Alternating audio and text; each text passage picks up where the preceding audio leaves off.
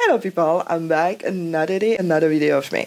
Talking about emotional hacking, what it is, what we can do about it, and as a creative in Christ, what we can do to kind of fight it. What I call emotional hacking is pretty much when people have the tendency to use everything that is dear to you, everything that you find that is sad in the world, and use your emotions, your emotional responses against yourself. When George Floyd happened, BLM happened, and everybody was enraged about the police brutality, racism in the United States. I live in Canada.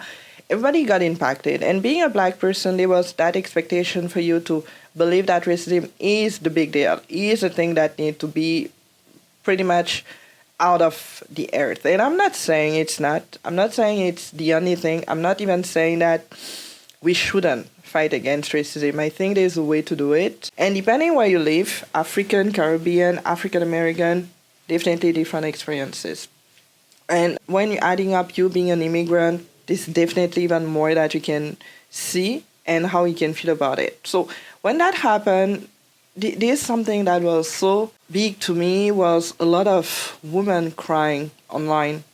And I remember somebody that I knew a lot, one of my first coach, crying, how much she was scared. And I'm not saying it was false. There was a point where I didn't feel it being right. Because when you have issues about something and you have those causes dear to your heart, racism, the planet's gonna die because of what we do, the pollution, the women's rights, all those things that we're fighting about, a lot of people out there, that there's always going to be a group of people, or at least certain people, that are going to use that against you because they know how to touch you and impact you in the right way for you to react and cause even more mess, but never necessarily healing from it.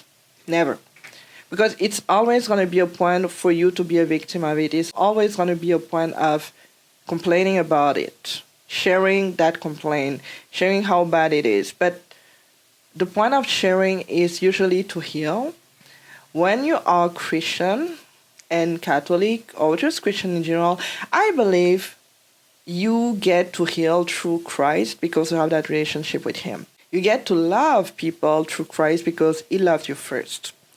You get to forgive people through Christ because He forgave all of us, even with all our messes. When you see people coming at you with the tendency, or I would say the habit of using everything that could impact you, affect you emotionally speaking, that's where I feel like the line needs to be drawn. Very, very fast, very fast.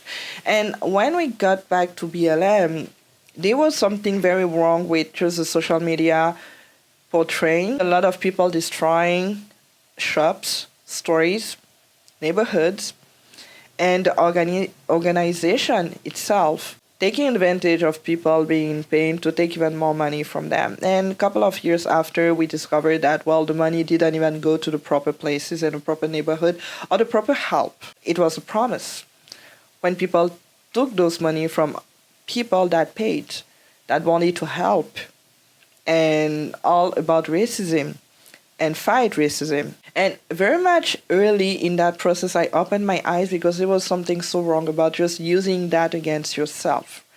Because you're never going to be a properly healed person if you hang on onto things that can be changed when you yourself become the person to give the hand. Be the first to say, I forgive you. Be the first person to move forward. Be the first person to create the change for everyone, no matter the race you are, right? When you're creative, you're not relying on the cause, on the trend, on an ideology. We're relying on the truth. And racism does happen and does exist, but the more you get the wound, it infects itself by everything that you're going to hear online, everything that you're going to hear about you being a black person and being a victim of it, and how much you're never going to be able to be properly a person because nobody's going to see you like that. Nobody's going to respect you. When you're creative, you're there to fix problem, or I wouldn't say to fix, to find a way to minimize the conflict by love, by charity, by understanding, by the truth, by openness, not by tolerance. And there's a big confusion here when we go about tolerance and charity, because the point of being charitable is the point to love your neighbor, not because he's black like you, but because he's a creature of God, regardless of what he is, what he does. Right? If he does something very evil that you know and that is literally in front of you, you have a responsibility to do something, to call the police or anything. If you hear a narrative so much that it becomes a reality without never having to see it for yourself, it becomes a brainwashing thing. And that's where it becomes dangerous for people out there to believe any type of narrative or to live through that reality. It's a show that we recently tried to watch. It's called The Madness. The storyline was so great because it was a thriller. So you have murderers and somebody that didn't commit the murder, but ending up being the person that it's going to be the first guilty person because it was on the scene. All the evidence that we were able to find, or at least the police was able to find, was related to him first because he was living right next to the house of the person getting killed, and he was the first person to see the person alive before getting killed. So, great storyline. I loved it. We started watching it. I was like, oh, yes. And then come to find out, I think it's the same episode, the first episode. Come to find out that, well, it was a Ku Klux Klan type of murder where they wanted to make the person being the guilty person because he was black, and all the narrative around racism. We didn't finish it. Did we even watch the second episode? I don't think so. I think our mind were made up right after the first episode because we knew where it was going. And that's a way of protecting yourself from narrative and toxic narrative, because it's not about racism being false, not existing, but it's about not leading with hatred. When you see people suffering and then you respond with your emotions only, there's a lot of things we're going to do. There's a lot of things that we're going to say because we are emotional about it. And then when we start thinking with more rationality, we are regretting a lot of things that we say. It's like in a couple when you're having argument with your spouse. If you're really angry, there's a lot of things you're going to say out of just hurting the person back because you feel hurt first. When you start thinking about it, you are feeling so sorry. If you're a person being like very rational, you're gonna feel sorry for yourself. That's how I felt right after I was enraged because of the video of Floyd being on the ground and being killed because the social media kind of shared that narrative. When I started listening different perspectives, different approaches to what happened and how it is and how we fight racism and how we see racism, I started opening my eyes more because I understood that from the moment you're getting wounded, from the moment people know your pain points, they can use it against you however they want. Because it's all about emotion now. It's all about feelings. That's the society we live in today. Nothing is objective, truth, everything is relative. The compassion that Christ gave us is to understand each other, to love each other, to be able to find that bridge even if we are looking different from each other. Because He came for all of us. And it's hard to share that when you're not getting out of the ideology of you being a victim. It's hard to be a true creative and leading with the truth and with the love and the charity if you are not getting out of the ideology itself. I never necessarily was a fan of politics, left, right. It was not the thing that I was connecting much to. I was connecting to people, how they feel, how they think, how they were thinking. And I started myself going through the right because it was pretty much the most common sense thing to do, because the left, talking about the liberals here, they were doing so much in terms of things that to me is just anti-Christian at this point, but leading with a false compassion. And that's what I want to say when I talk about emotional hacking is a false compassion. It's a way of pretending that we all good, we all get along, we all love each other, and then there's an evil out there that wants to get all of us. The problem is that to lead with the truth, You need to lead with confronting what is evil and confronting what is not right. So it's a way to stand up for the truth, not for somebody being right or wrong, but for the truth, for what makes sense, the reality of it. When you start doing that and you start leading with that, you're going to cause divisions no matter what you do. We're not the same, but we have one truth. We're coming to it with different ways of coming to it. But it's not by pretending that everybody is nice to each other, that we love each other, that we're getting there. And the true creativity is to be able to go through all of those things. The point is to get out of it. The point is to lead with a compassion, but not a false compassion, with charity, not tolerance. And when people start selling the tolerance narrative to me now, it's mostly like you need to be part of a crowd, or you're going to get kicked out of the crowd because you're not agreeing with everything that is saying. But it's a lie by itself, by just saying yes just for the sake of saying yes and to get along. And I've never been okay with that, because I feel like a lot of people out there wanting to help, wanting to create, wanting to help each other, they have the compassion, they have the proper compassion. They want to lead with the love that Christ gave them, even if they're not aware of that.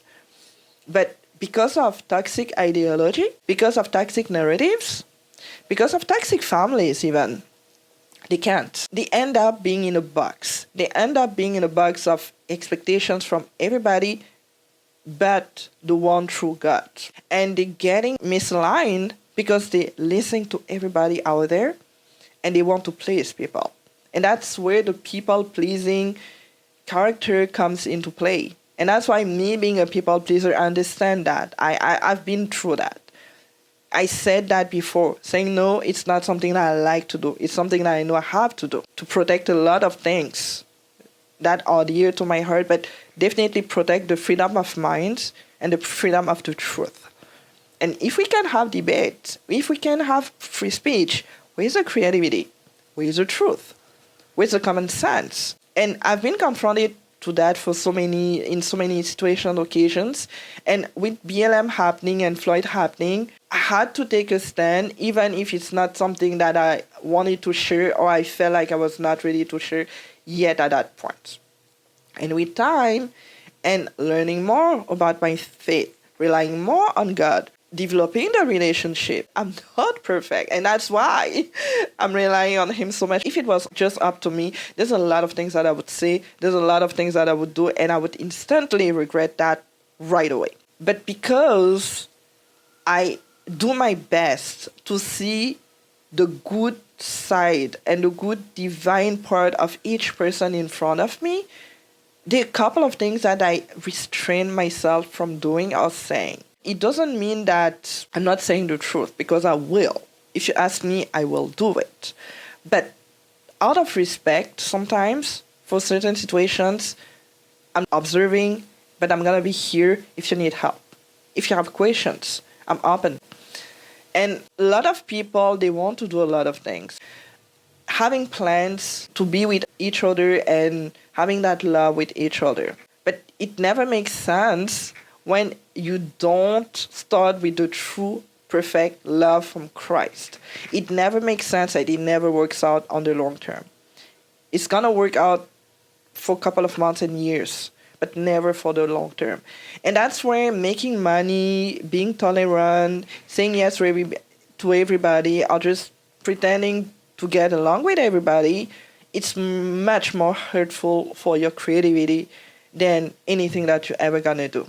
Especially if you feel the calling, and you feel the calling being stronger than ever. But there's a lot of things that you need to get rid of. There's a lot of things you have to say no. There's a lot of things that you have to say yes to. And you can be a new person in Christ if you don't get rid of all of those things that you think that you know and that you have control on. And the problem here is the control. Because the education, especially for us Black people, and especially I feel like for Black women, there's a lot of expectations to be strong and dependent, right? And because most of us, we come from broken families, we are putting on our shoulders a lot of things that our parents never necessarily was able to achieve. A good relationship, a good marriage, good kids, good school, a nice house. So there's a lot of things, especially when you are a kid of immigrants.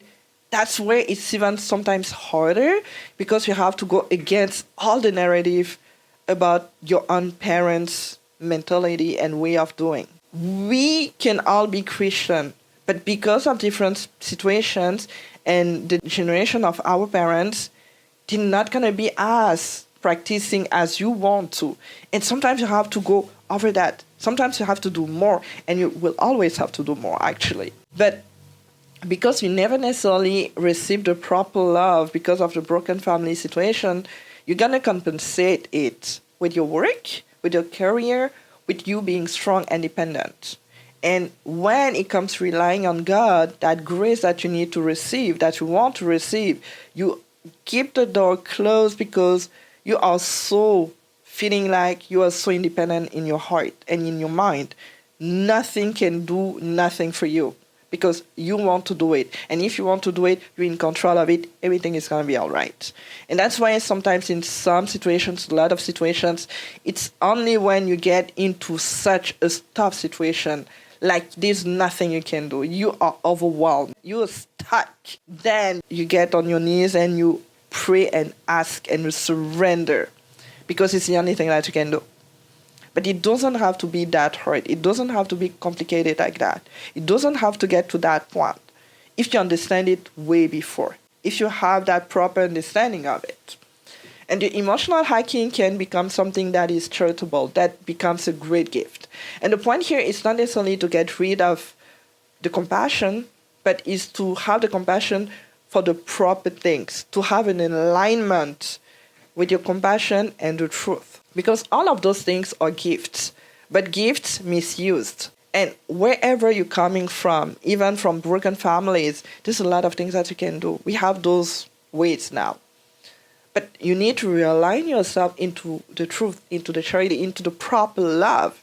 And I say proper love because you can't know love if you don't know the love of your own Father, God up there. You can't. So a lot of things to think about here, a lot of myths, I want to say. But I had it in my heart, I had it in my mind. I hope it made sense because I feel like I had a bunch of ideas all at once and maybe I said them in not necessarily a clear way, but I just hope you got the gist of it at least. So if you did, there's a lot more down below. There's my free guide if you want to shine and bright in front of the camera for Christ. Always. And this is my book club right down below. So if you want to join, definitely get through the link and then you're going to be in the book club. You're going to start it as soon as possible.